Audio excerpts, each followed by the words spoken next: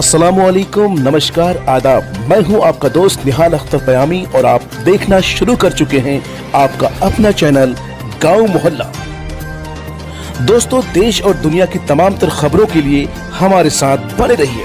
इस पर क्या स्पष्टीकरण है? किसको भगाया गया? सीए पास हो गया, किसको भगाया गया? जो है 1 साल हो गया ना, होने जा रहा ना। 8 दिसंबर 2010 महीने हो गए। एनआरसी जब दफन हो गया और जो है मैं जेडीयू में था, पॉलिटिक्स में जेडीयू में आया, तीर छाप नीतीश कुमार हमारे नेता थे। अब भी मैं हूँ। मैं उन लोगों के तरह नहीं हूँ जो लोग अपने मुफाद के लिए कभी जो है लालटेन, कभी तीर छाप, कभी पतंग छाप, कभी फलाना छाप लेकर के अवाम को गुमराह।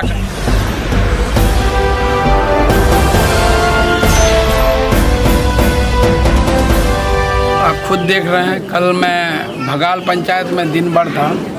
मैं खुद अकेले वहाँ गया, वहाँ सैकड़ों लोगों का कारवां बन गया और पूरा पंचायत महुआ गांव छोड़कर सारे गांवों का हम लोगों ने दौरा किया।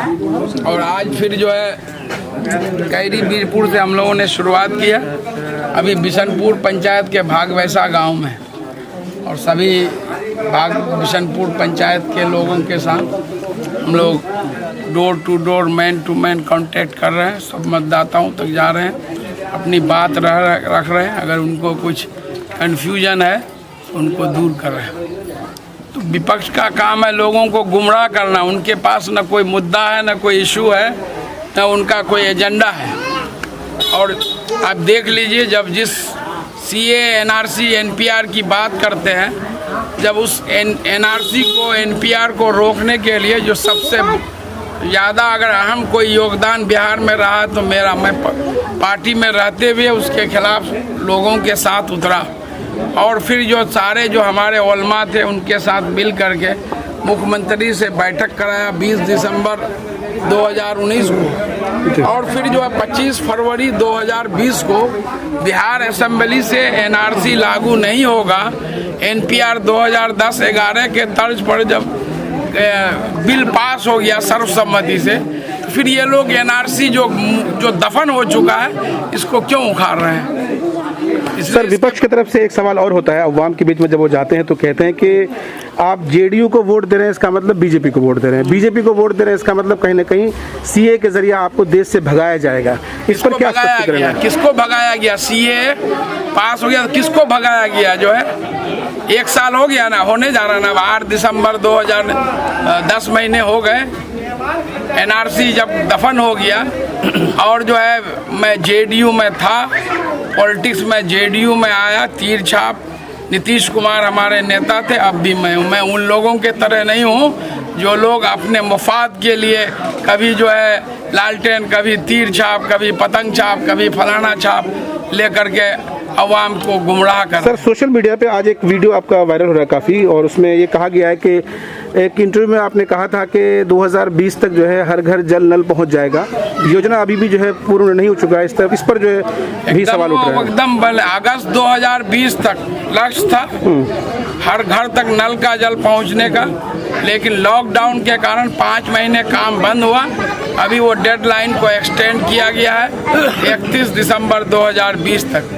काम अभी बरसात के कारण रुका हुआ है। काम पूरा होगा, हर जगह का टेंडर हो गया, आधा अधूरा काम कहीं पर काम पूरा भी हो गया है।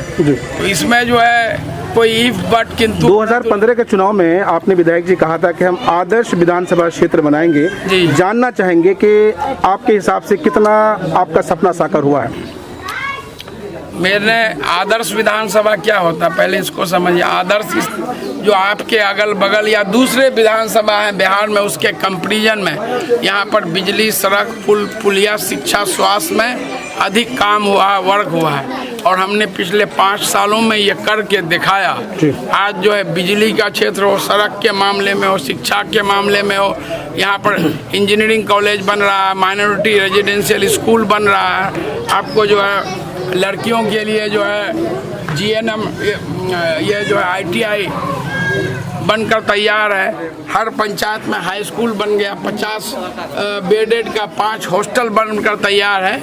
इसीलिए मैंने जो वादा किया था वो पूरा किया और मैं उसी पर वोट मांग रहा हूँ कि मैंने जो जनता से वादा किया उसको पूरा किया और जनता का एक खादिम के रूप में पिछले 5 साल। चलिए 2015 के वादे आपके हिसाब से आपने पूरे कर दिए हैं, एकदम निश्चित। अब 2020 और आने वाले वक्त के क्या आपके सपने हैं, किन कामों को करना चाहेंगे डेवलपमेंट के लिए? पुलिया इस पर जो काम हो चुका आने वाले 5 सालों के लिए सरकार का भी एजेंडा है जिस पर काम शुरू हो गया है कि आने वाले 5 सालों में हम अपने विधानसभा क्षेत्र किशनगंज जिले में इंडस्ट्रीज का जो प्राइवेट सेक्टर जो इंडस्ट्रीज का जाल बिछाएंगे, चाहे वो देसी हो या मल्टीनेशनल कंपनीज हो, जिसके लिए सरकार जो है सस्ते दर पर ज़मीन, बिजली और दूसरी सहूलतें दे रही है।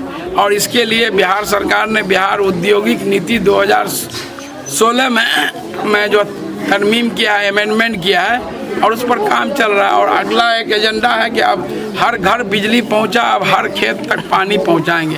हमारे यहाँ की इकोनॉमी एग्रीकल्चर खेती पर डिपेंड है। जब हर खेत तक हम लोग पानी पहुंचा देंगे, हमारे यहाँ के किसान भी पंजाब हरियाणा से आगे निकल जाएंगे। चलिए सर, बहुत बहुत शुक्रिया, बहुत बहुत। ये है पीर छाप मास्टर मुजाहिद जिंदाबाद।